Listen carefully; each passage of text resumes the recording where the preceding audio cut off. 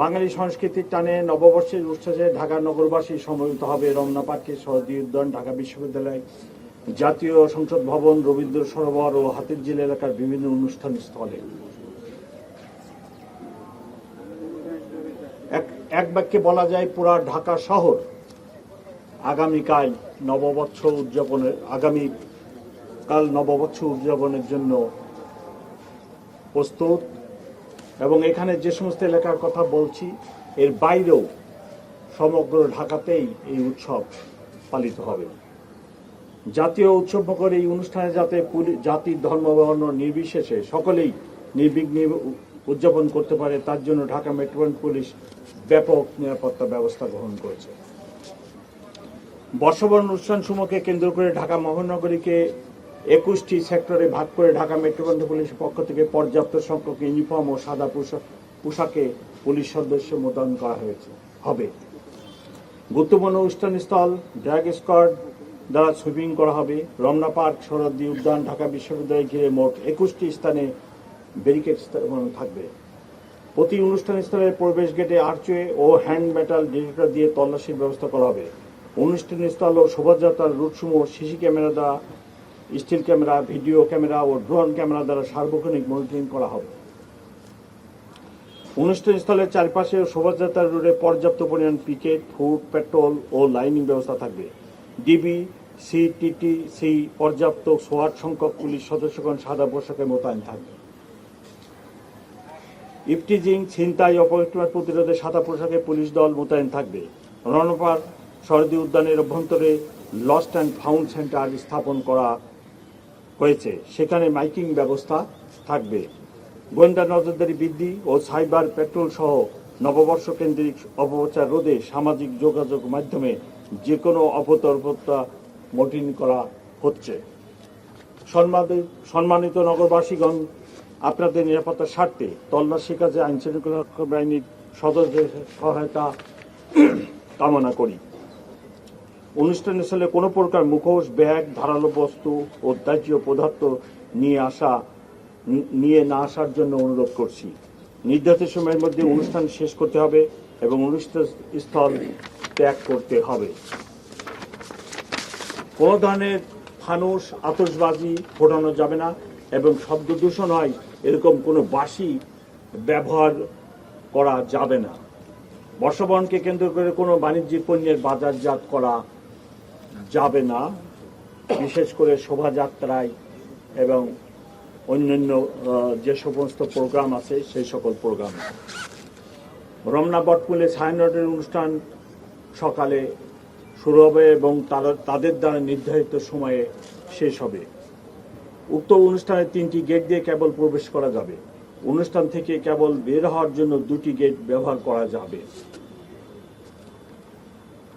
আমি যেনারা ছায়ানটের প্রোগ্রামে আসবেন ওনাদেরকে আমি রিকোয়েস্ট করব, বিশেষ করে যিনারা বেগম সাহেবদের মহিলা নিয়ে আসবেন, সাথে শিশু নিয়ে আসবেন, তারা যেন অত্যন্ত সতর্কতার সাথে ভিড় এড়িয়ে প্রবেশ করেন এবং নির্ধারিত মহিলা ও শিশুদের জন্য যে গেট আছে সেই গেট দিয়ে অনুষ্ঠান শেষে বাইরে চলে যান। শহীদ উদ্যানের পরিবেশনে 3টি গেট দিয়ে প্রবেশ করা যাবে এবং বের হওয়ার জন্য 3টি গেট ব্যবহার করা যাবে। রমনা পার্ক ও শহীদ উদ্যানে বিকাল 5 ঘটিকা পর্যন্ত প্রবেশ গেট দিয়ে প্রবেশ করা যাবে। বিকেল 5 ঘটিকার পর সকল গেট বাহির গেট হিসেবে ব্যবহৃত হবে।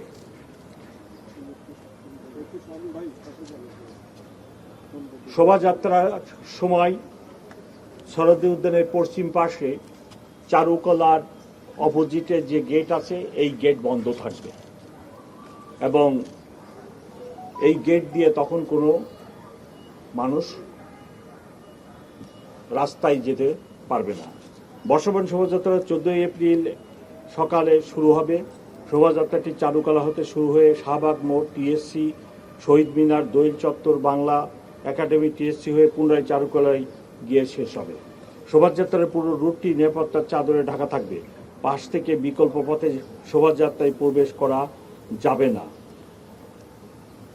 শোভাযাত্রায় যিনারা যোগদান করতে চান তাদের জন্য আমরা একটি ম্যাপ এবং রুট নির্ধারণ করে দিয়েছি। এখানে শোভাযাত্রার শুরু থাকবে, হেড থাকবে চারুকলার সামনে এবং টেল ভিসি মহোদয়ের বাংলোর সামনে থাকবে। এখানে বিভিন্ন ধরনের আইটেম থাকবে, আপনারা জানেন প্রতি বছর যেটা হয়। আমরা শোভাযাত্রা যখন হবে তখন এর মাঝে যে রুট আমি বললাম, এই রুটে কেউ মাঝখান দিয়ে শোভাযাত্রায় প্রবেশ করতে পারবেন না। শোভাযাত্রায় যারা যোগদান করবেন তাদেরকে শাহবাগ মোড় থেকে অথবা এই ছায়ানটের প্রোগ্রাম শেষে যারা শোভাযাত্রায় যেতে চান তাহলে তাদেরকে এখান থেকে শাহবাগ মোড় হয়ে কাঁটাবন মসজিদ থেকে লেফট টার্ন করে নীলক্ষেত মোড় থেকে লেফট টার্ন করে বিচি মেয়েদের বাংলোর সামনে যে শোভাযাত্রার টেল থাকবে ওইখানে যোগদান করবেন। কেউ যদি ফার্মগেট থেকে আসেন তাহলে তাকে ফার্মগেট সোনারগাঁ ক্রসিংয়ে এসে ওখানে স্লাইড রাইট টার্ন করে হাতিপুল হয়ে কাঁটাবন হয়ে একই রুটে বিসি মহোদয়ের বাংলোর সামনে টেলে যোগদান করবেন। কেউ যদি বাংলা মোটরের দিক থেকে আসে, বাংলা মোটর থেকে শাহবাগ মোড়ে আসবেন, এসে ওখানে রাইট টার্ন করে কাঁটাবন মসজিদ হয়ে একই রুটে ওখানে যাবেন। পলাশির এই দিকে থেকে আসলে পলাশির মোড়ে হয়ে আসবেন, চাঙ্কাপুল থেকে আসলে ফোলার রোড ওই দিক দিয়ে পলাশির মোড় হয়ে নীলক্ষেত মোড়ে এসে রাইট টার্ন করে ভিসি মেয়েদের বাংলোর এখানে যে টেল ওইখানে যোগদান করবেন। এই হলো আমাদের শোভাযাত্রায় যোগদানের জন্য এই রুট নির্ধারণ করছি আমরা। কিন্তু সেখানে দিয়ে শোভাযাত্রায় যোগদান করা যাবে না, নিরাপত্তার স্বার্থে আমরা এটা অ্যালাউ করব না। বাংলা নববর্ষ উদযাপনের দিন কতিপয় সড়কে যানবাহন চলাচল নিয়ন্ত্রণের লক্ষ্যে বিভিন্ন পয়েন্টে ডাইভারশন ব্যবস্থা থাকবে। ট্রাফিক কর্তৃক নির্ধারিত স্থানে যানবাহন পার্কিং করতে হবে। সম্মানিত নগরবাসী অবগতির জন্য ডাইভারশন পার্কিং এর স্থানসহ প্রিন্ট ও ইলেকট্রনিক মিডিয়ায় ইতিমধ্যে প্রচার করা হয়েছে। এখন আমার সাথে আমার সহকর্মী অতিরিক্ত পুলিশ কমিশনার ট্রাফিক সাথে আছেন, উনি আপনাদেরকে ট্রাফিক সম্পর্কে 1-2 মিনিট বলবেন। আপনাদের সবার মনে একটি প্রশ্ন, আমি এই ব্রিফিং শেষ করলে একটি প্রশ্ন করবেন আমাকে, সেই প্রশ্নটির জবাব আমি আগেই দিয়ে রাখছি। সেটা হলো যে আপনারা সবাই জানেন গত রাত্রের আগের রাত্রে একটা অড সময়ে 5টার দিকে একটি মোটিভ যেটা তৈরি করা হয়েছিল শোভাযাত্রায় ব্যবহারের জন্য, সেটিতে একদল দুষ্কৃতিকারী আগুন দিচ্ছে। এটি নিয়ে একটি মামলা শাহবাগ থানায় রুজু করা হয়েছে এবং আমরা অত্যন্ত আন্তরিকতার সাথে এবং সকল ধরনের প্রচেষ্টা চালিয়ে যাচ্ছি মামলাটি উদ্ঘাটনের জন্য। এবং আপনারা এটুকুই শুধু জানে রাখেন যে তদন্তকালীন সময়ে আমরা কোনো কথা বলি না কোনো মামলা সংক্রান্ত। তো এইটুকু আমি আপনাদেরকে বলতেছি, আমরা অত্যন্ত ক্লোজ, খুব নিকটে পৌঁছে গেছি এই মামলাটি ডিটেকশনের ক্ষেত্রে এবং আমরা আশা করতেছি যে শোভাযাত্রার আগামীকাল 9টার আগেই আমরা একটা সন্তোষজনক পর্যায়ে মামলাটা ডিটেকশনের ক্ষেত্রে চলে যাব এবং সম্ভব যদি হয় এই বাই দিস টাইম আমরা এই দুর্বৃত্তদের অ্যারেস্ট করতেও সক্ষম হবো ইনশাল্লাহ। সো এই ব্যাপারে আপনাদের নিশ্চয়ই আর কারোর কোনো প্রশ্ন থাকবে না। আমি আমার এডিশনাল কমিশনারকে আগে ট্রাফিক সম্পর্কে 2 মিনিট বলার সুযোগ দেন, তারপরে প্রশ্ন করবেন। আসসালামু আলাইকুম। ট্রাফিক সংক্রান্তে যে মেসেজগুলো আপনাদের দিতে চাচ্ছি সেটা হলো যে কালকে রমনা বটমূল, বর্ষবরণ শোভাযাত্রা, সরোয়ার্দী উদ্যান, ঢাকা বিশ্ববিদ্যালয় কেন্দ্রিক যেসব প্রোগ্রাম হবে এর আশেপাশে ট্রাফিক ডাইভারশন বা ট্রাফিক নিয়ন্ত্রণ আমরা যেভাবে করব সেটাই উল্লেখ করতেছি। অন্যান্যবার হয়তো বড় এলাকা খালি রাখা হয়, এবার জনসাধারণের চলাচলের কথা চিন্তা করে হয়তো পায়ে হাঁটতে হবে বেশি অথবা গাড়িতেও বেশি দূরে আসতে পারবো না, সেটা বিবেচনা করে অন্যান্যবার চেয়ে আমরা এলাকা একটু কমিয়েছি, প্রয়োজন হলে বাড়িয়ে দিব। কমিয়ে যেটা আমরা করেছি, প্রথম ডাইভারশন পয়েন্ট থাকবে হলো বাংলা মোটর ক্রসিং। এখান থেকে বড় গাড়িগুলো চলে আসবে মগবাজার দিকে, আমরা ক্ষেত্র বিশেষে কিছু ছোট গাড়ি লাইট ভেহিকেল নেভি ক্রসিং এ আইনা হোলি ফ্যামিলি হাসপাতালের দিকে পাঠাবো। এরপরে মিন্টু রোড ক্রসিং, ক্ষেত্র বিশেষে পুলিশ ভবন crossing, Bailey road crossing, Kakrail church crossing, এসব জায়গায় গাড়ি বন্ধ থাকবে। তারপরে কদম ফোয়ারা ক্রসিং বা এটা প্রেস ক্লাবের যে গ্যাপ, প্রেস ক্লাবের সামনে একটা গ্যাপ আছে, পুরো কদম ফোয়ারা পর্যন্ত আসতে পারবে না। এরপরে দোয়েল চত্বর ক্রসিং, হাইকোর্টের পূর্ব ও দক্ষিণ crossing, university Romana crossing, Dhaka বিশ্ববিদ্যালয় মেডিকেল সেন্টার, জগন্নাথ হল ক্রসিং, ভাস্কর্য বা রাজু ভাস্কর্য crossing, Nilkhet crossing, Katabon crossing, এইসব এলাকায় ব্যারিকেড দেওয়া থাকবে। তবে এইসব ব্যারিকেড ডিঙ্গিয়ে অ্যাম্বুলেন্স আমরা অ্যালাউ করবো, যেহেতু এখানে কয়েকটা স্বনামধন্য বা বড় হসপিটাল আছে। এর বাইরে আমরা আগে ছিল 0 পয়েন্ট, ইউবিএল, কর্মচারী হাসপাতাল, এগুলো বন্ধ থাকতো, এগুলো আবার খোলা থাকবে। সাগরাওতে বাংলা মোটর, এখানে আমরা হয়তো গাড়ি আউটগোয়িং এ চালাতে পারবো, ইনকামিং হতে পারবে না, অর্থাৎ সাগরা থেকে বাংলা মোটর যেতে পারবে। চানখারপুর হতে আজিমপুর বা মিরপুর রোডে যেতে পারবে বাম লেনে গাড়ি। বাংলা মোটর হইতে নেভি গ্যাপ পর্যন্ত হালকা গাড়ি চলতে পারবে। এছাড়া গাড়ি চলাচলের জন্য যে দিক নির্দেশনা, রমনা পার্ক, সরোয়ার্দী উদ্যান ও ঢাকা বিশ্ববিদ্যালয় এলাকায় ডাইভারশন পয়েন্ট সমূহ ব্যতীত কিছু রাস্তায় আমরা গাড়ি চলাচল করতে পারবে বা কোন দিকে চলাচল করবে সেটা আমরা বলে দিচ্ছি। মিরপুর ফার্মগেট হইতে শাহবাগ অভিমুখী যাত্রীবাহী যানবাহন বাংলা মোটর ক্রসিং হতে বামে মন নিয়ে মগবাজার ক্রসিং হয়ে গন্তব্যে পৌঁছতে পারবে। গোলাপশাহ মাজার ক্রসিং, হাইকোর্ট ক্রসিং হইতে শাহবাগ অভিমুখী যাত্রীবাহী যানবাহন কদম ফোয়ারা crossing, UBL crossing, nightingale crossing হয়ে যেতে পারবে। সায়েন্স ল্যাবরেটরি ক্রসিং হইতে শাহবাগ অভিমুখী যাত্রীবাহী যানবাহন মিরপুর রোড দিয়ে Azimpur crossing, Chankharpur crossing, Bakshibazar crossing হয়ে গন্তব্যে যেতে পারবে। গাড়ি পার্কিং এর জন্য আমরা বেশ কিছু রাস্তা নির্ধারণ করেছি। নেভি গ্যাপ হইতে হোলি ফ্যামিলি হাসপাতাল পর্যন্ত রাস্তার দুই পাশে কিছু গাড়ি পার্ক করা যাবে। মৎস্য ভবন ক্রসিং হইতে সেগুন বাগিচা পর্যন্ত যে রোডটা, সেখানেও আমাদের বিশেষ করে অফিসিয়ালদের গাড়ি পার্কিং থাকবে। শিল্পকলা একাডেমি গলি, এখানেও অফিসিয়াল বা যারা ডিউটিতে নিয়োজিত থাকে তাদের গাড়ি থাকবে। কাটাবন ক্রসিং হইতে নীলক্ষেত ক্রসিং হয়ে পলাশি পর্যন্ত এখানে রাস্তার এক পাশে কিছু গাড়ি পার্কিং করা যাবে। দোয়েল চত্বর ক্রসিং হইতে শহীদুল্লাহ হল ক্রসিং পর্যন্ত কিছু ইউনিভার্সিটি এলাকায় গাড়ি পার্কিং থাকবে। আব্দুল গনি রোড, এখানেও যেহেতু সচিবালয় বন্ধ, এখানেও কিছু গাড়ি পার্কিং থাকবে। এর বাইরেও মানিক মিয়া এভিনিউ প্লাস এটাকে বলে ওই যে বাণিজ্য মেলা মাঠ, পুরাতন বাণিজ্য মেলা মাঠ, জিয়া উদ্যান, মানিক মিয়া এভিনিউ, এখানেও নর্থ সিটি কর্পোরেশনের উদ্যোগে বৈশাখী মেলা এবং শোভাযাত্রার আয়োজন করা হবে, সাংস্কৃতিক অনুষ্ঠানের আয়োজন করা হবে। ওই কেন্দ্রীয় কিছু যান চলাচল আমরা নিয়ন্ত্রণ করবো। মানিক মিয়া ড্রোন শো আছে তখন, তাছাড়া মানিক মিয়া এভিনিউতে ড্রোন শো আছে, ওই ড্রোন শো কেন্দ্রীয় আমরা গাড়ি চলাচল নিয়ন্ত্রণ করব। এই হলো আমার পয়েন্টগুলো, স্যার বলবেন। আচ্ছা, একটা পয়েন্ট আমি আমি আমি নিচ্ছি, একটা পয়েন্ট আমি ভুলে গেছি। আপনাদের প্রতি আমার রিকোয়েস্ট এবং যারা শোভাযাত্রায় আসবেন তাদের প্রতি আমার রিকোয়েস্ট, শোভাযাত্রাটার রুট আপনাদেরকে বলছি, যেটা চালু করার সামনে দাঁড়ায় শাহবাগের ওখানে যেয়ে ইউটার্ন করে এরকম আসবে।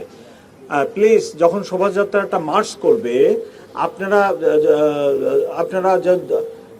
উদাহরণস্বরূপ যখন ইউটার্ন করবে শাহবাগ মানে করে এই পাশে আসলো, এই সাইডের রাস্তায় আসলো, মানে থানার সাইডের রাস্তাটাই পোর্শনে যখন আসবে, আপনারা প্লিজ ডাইন সাইডের যে রাস্তাটা, ওই রাস্তায় আপনারা কেউ যাবেন না। ওই রাস্তায় গেলে আপনার এটা তো দোয়েল চত্বর হয়ে যখন শহীদ মিনার হয়ে ওখান থেকে জিমনেশিয়ামের রোড দিয়ে দোয়েল চত্বর হয়ে আবার চারুকলা এসে শেষ হবে। তো আপনারা যদি ডাইন সাইডের এই যখন যাইতেছে তখন ডাইন সাইডের রাস্তা বা দোয়েল চত্বর থেকে যখন আসবে এই প্রসেশন বা এই শোভাযাত্রার এই রুটটাই প্লিজ আপনারা কেউ সামনে যাবেন না, তাহলে এই প্রসেশনটা আসতে বিঘ্নিত হবে। আপনাদের কাছে আমার অনুরোধ, এবং যেনারা এই শোভাযাত্রায় যোগদান করতে আসবেন তারা যেন প্রসেশনের সামনে না যান, তাহলে মেনে চলেন, তাহলে প্রসেশনটার মার্চে সমস্যা হবে। মাননীয় কমিশনার, আমার নাম আল আমিন, আমি আমি একটি বিষয়ে জানতে চাই যে মসজিদটি পুরানো হয়েছে, সেখানে নিরাপত্তা ব্যবস্থার গরজ রয়েছে কিনা।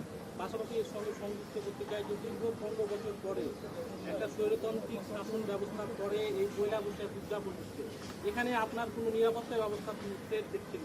আর নিরাপত্তা ব্যবস্থা কোনো ঘাটতি নেই। আর আপনি যেটা বলতেছেন এটা ততদিন আছে, এটা বিষয়টা আমরা খতিয়ে দেখতেছি, এটা আমি আগেই বলছি, খতিয়ে দেখতেছি। তদন্তের সময় আমরা কথা বলতে চাই না, এইটা আমরা খতিয়ে দেখি, তারপরে এটা উদ্ঘাটিত হলে আপনাদেরকে আমরা জানাবো। নিরাপত্তা ব্যবস্থা যারা ছিলেন, যে মোটিভটা পড়ানো হয়েছে, ওখানে কোনো নিরাপত্তা ব্যবস্থার গলত হয়েছিল কিনা, তো সেখানে পুলিশ দেখা যায়নি, একজন আনসার সদস্য মাত্র ফুটেজে দেখা যায়। না, ওটা আমরা পরে বলবো। আমরা ওটাও দেখতেছি যে আমাদের নিরাপত্তা ব্যবস্থা কোনো গলত আছে কিনা, ওটা আমরা এটা বলবো, পরে বলবো। আমরা আগে কাজটা করে নিই, তারপরে বলবো। না, নিরাপত্তা ব্যবস্থায় কোনো পুলিশের বিরুদ্ধে মানে যারা দায়িত্বে ছিলেন তাদের বিরুদ্ধে কোনো ইতিমধ্যে ব্যবস্থা নেওয়া হয়েছে? এগুলা এখন আমরা কিছুই বলতে চাচ্ছি না, এগুলো আমরা পরে বলবো। আমরা তো এগুলা ইনভেস্টিগেশন সব দিক দিয়ে করতেছি।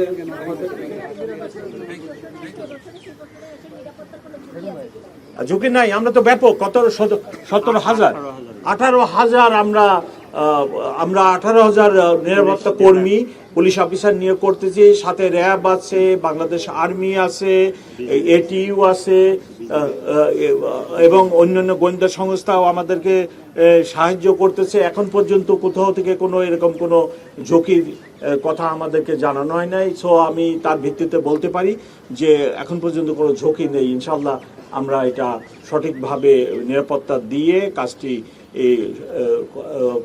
ঢাকা বিশ্ববিদ্যালয়কে সাহায্য করব এবং ওনারা কাজটি সঠিকভাবে সম্পন্ন করতে সক্ষম হবে। সম্প্রতি একটা টকশোতে সাবেক ডিবি প্রধান বলছেন ডিবিকে যে কোনো একটি দল বা উপরের নির্দেশনায় কাজ করতে হয়। এখন তো কোনো দল ক্ষমতায় নাই, এখনো কেন কোনো নির্দেশনা আছে কিনা বিভিন্ন নেতাকর্মীদের ধরে নেওয়া হচ্ছে, এ বিষয়ে আপনার মত? না, আমরা কোনো এই কাজ করি না, আমরা এই ধরনের কাজ করতেছি না। আমরা 100% পেশাদারিত্বের সাথে কাজ করতেছি। কোনো নজির নাই আমরা কাউকে উঠায় নিয়ে আসি, অপহরণ করি, আটকায় রাখি। আমরা যেটা আইনে আছে আমরা কাউকে আইন মোতাবেকই অ্যারেস্ট করতেছি এবং 24 ঘন্টার মধ্যেই তাদেরকে আমরা কোর্টে সোপর্দ করি। Thank you.